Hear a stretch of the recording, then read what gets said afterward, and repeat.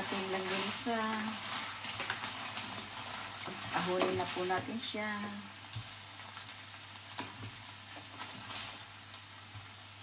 Ang sarap po ng amoy.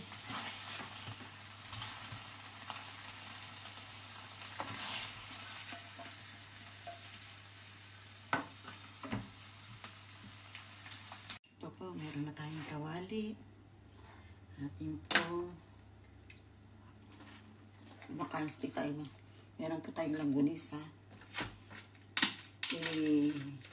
I-aan natin po haminado.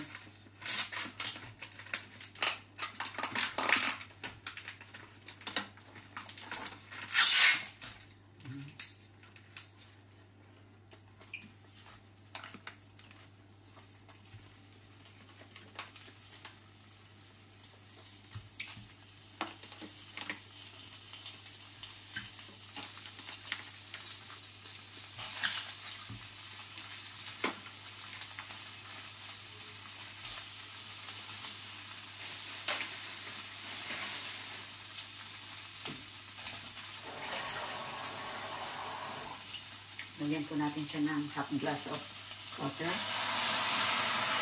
para po maluto muna. Ayan. Busin ko na itong half talaga.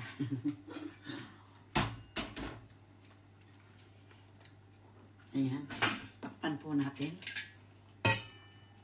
para po maluto muna. Ayan, ito po yung ating langganisa para po umano siya. Tasin po natin.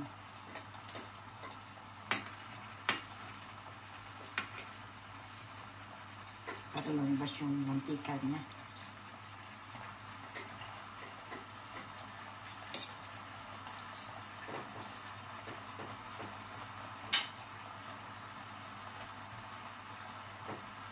Patuyuin po natin at lalagyan po natin ng pineapple o pinya.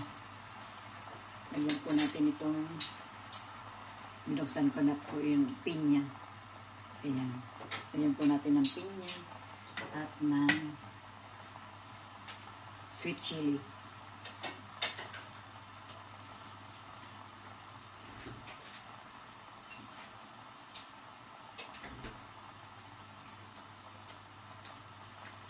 Lagyan po natin ng sweet chili din.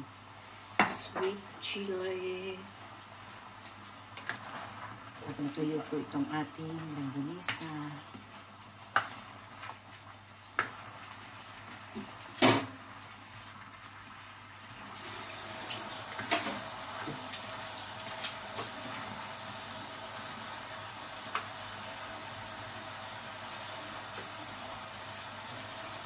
Ito na po yung ating langganisa. Na-dry na po natin siya. Lagay ko po itong pineapple. Ayan.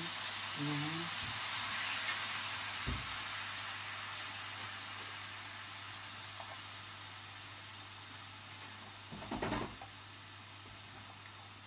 Ayan ito lumabas.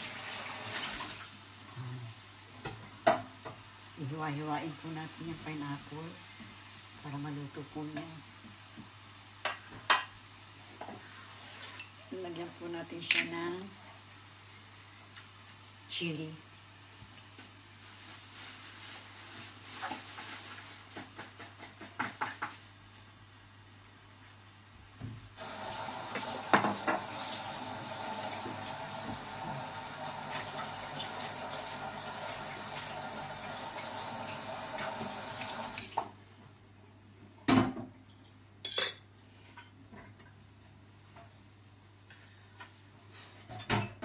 Namatay po pala. Ayan.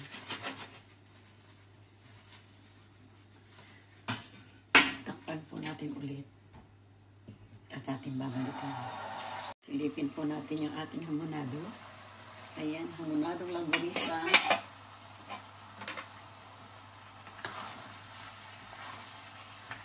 Ayan. Nangangamoy na po yung tamis ng pinya. Sarap po. Pero kailangan po natin siyang patuyuin pa. Kasi Mas masarap po ang langgonisa pagka tuyo po. Nilalagyan ko lang po ng pinya para lumasa pa siya.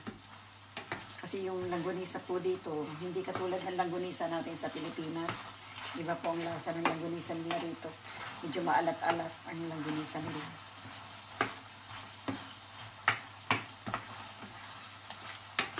Maalat-alat. Hindi po talaga. Hindi po masarap ang langgonisa nila rito. Hindi katulad ng langgonisa ng Pilipinas. Talagang masarap po ang langgonisa natin. Siyempre tayo mga Pilipino ay nahanap po natin yung lasa ng pagkain Pilipinas. Ayan. Kaya ito po, pagka bumili po kami ng langgonisa, nilalagyan ko po ng pineapple, tsaka ng sweet chili, pero para maging malasa-lasa po siya. Kasi po yung sweet chili, hindi mo na po kailangan timplahan pa ng asukal kasi sweet na nga po siya at medyo maanghang-anghang. Kaya masarap po talaga. Kaya ginagawa ko po, inuulit po namin yung pagluto. Pagtimpla. Silipin po natin ulit ang ating langgonisa. Ayan, nagtuyo-tuyo na siya. Sarap na po.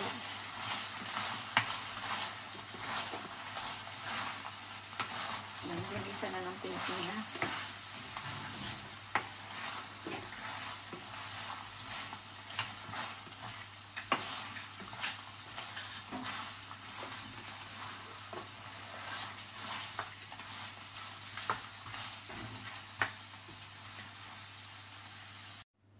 Ito na po ang ating langgonisa. Yari na po. Ayan. Yari na ang ating pininyahang langgonisa.